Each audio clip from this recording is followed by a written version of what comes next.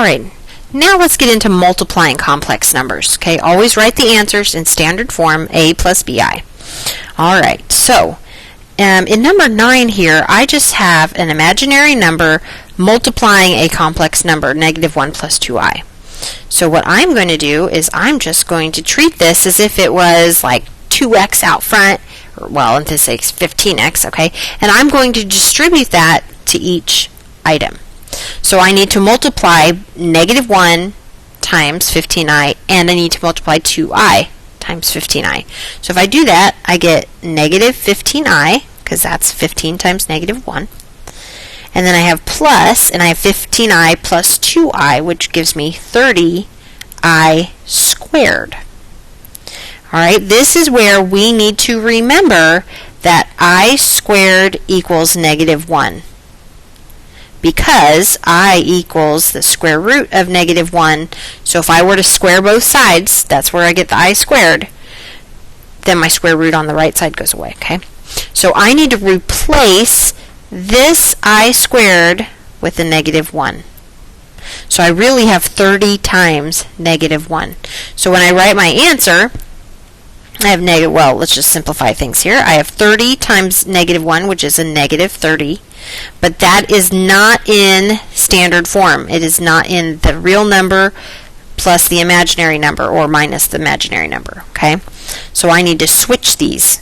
So I need the negative 30 to come first, minus 15i. Okay, let's try this with number 4. So that was where I just had a single imaginary number multiplying a complex number. And now in number 10, I have two complex numbers multiplying each other. So I need to distribute everything. So I need to take the 4 times the 11, and I get 44. I need to take the 4 times the 8i, and I get positive 32i.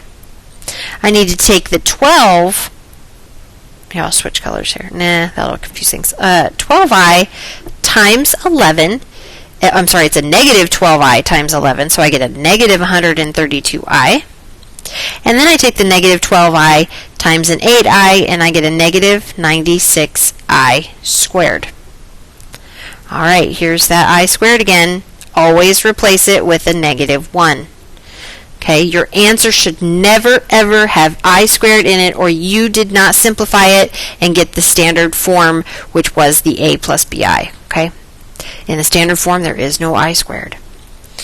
Okay, so now let's look into rewriting this, maybe combining some like terms here. So I have 44 minus 100i, and now I had a negative 96 times a negative 1, which gives me a positive 96.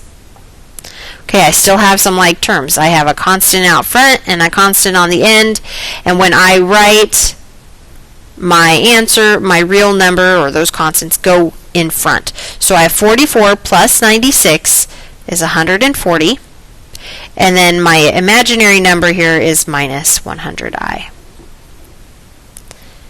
Alright, so why don't you give it a try, go to the practice and do 38, 39, 40, and 43, and then move on to the next video.